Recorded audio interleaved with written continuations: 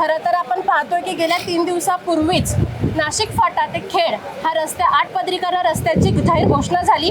एकीकडे सध्याचे विद्यमान खासदार महाविकास आघाडीचे खासदार अमोल कोल्हे हे म्हणत आहेत की हा रस्ता त्यांच्यामुळे मंजूर झाला, तर इकडे आत्ताचे विद्यमान आमदार म्हणत आहेत की हा रस्ता आमच्यामुळे मंजूर झाला। हा श्रेयवाद चालू असताना नेमकं अजित भाऊंची याबद्दल काय भूमिका आहे आपण ते जाणून घेऊयात। भाऊ, तुम्हाला काय वाटते? नाशिक फाटा ते चांडोली असा रस्त्याची मंजुरी आली। आता हे डॉक्टर अमोल कोल्हे खासदारांचं काम आहे, त्यांनी प्रचंड फॉलोअप त्याच्यामध्ये घेतला। नितीन गडकरी साहेबांना त्या ठिकाणी अनेक वेळा त्यांनी त्या ठिकाणी त्या संदर्भात त्यांची भेट घेतली, त्यांची मागणी त्यांनी त्या ठिकाणी मंजूर करून घेतली आणि खूप मेहनतीतनं हे काय एक दिवसात काम झालं नाही।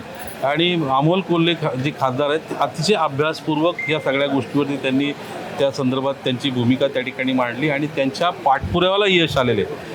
आणि दुसऱ्याच्या कामाचं श्रेय घेणं म्हणजे आत्ता भोसरीचे आमदार श्रेय घेतात, म्हणजे श्रेय घेण्यात ते फार हुशार आहेत। एखादं काम दुसऱ्याने केलं आणि त्याचं श्रेय घ्यायचं यासाठी त्यांचा हात कुणी धरणार नाही।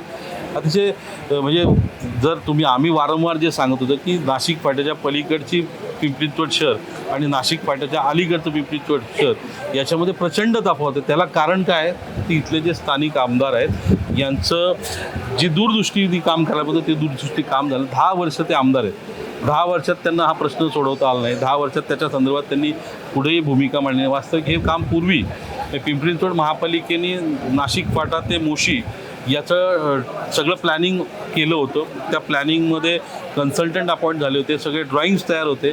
नंतरच्या काळामध्ये त्याचा पाठपुरावा केला गेला नाही आणि मग तो रस्ता महापालिकेने करायचा का नॅशनल हायवेनी करायचा या संदर्भात ठोस भूमिका घेतली नाही, त्याच्यामुळे ते लांबत गेलं। अनेक दिवस मी स्वतः साक्षीदार आहे, खासदार अमोल कोल्हे साहेबांनी अनेक वेळा महापालिकेमध्ये आयुक्तांची भेट घेतली, केंद्रामध्ये त्यांनी त्या ठिकाणी त्या मंत्री महोदयांच्या भेटी घेतल्या आणि त्यांच्या प्रामाणिक प्रयत्नाला खऱ्या अर्थाने यश आले।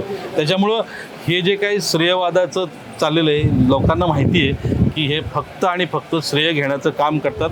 वास्तविक काम शून्य आहे त्यांचं, फक्त त्यांचा हेतू टेंडर भ्रष्टाचार त्यातनं आपल्याला काय मिळेल हाच हेतू ठेवून डोळ्यापुढे ठेवून ते काम करतात। त्यामुळं हे 100% याचं श्रेय डॉक्टर अमोल कोल्हे साहेबांचं आहे।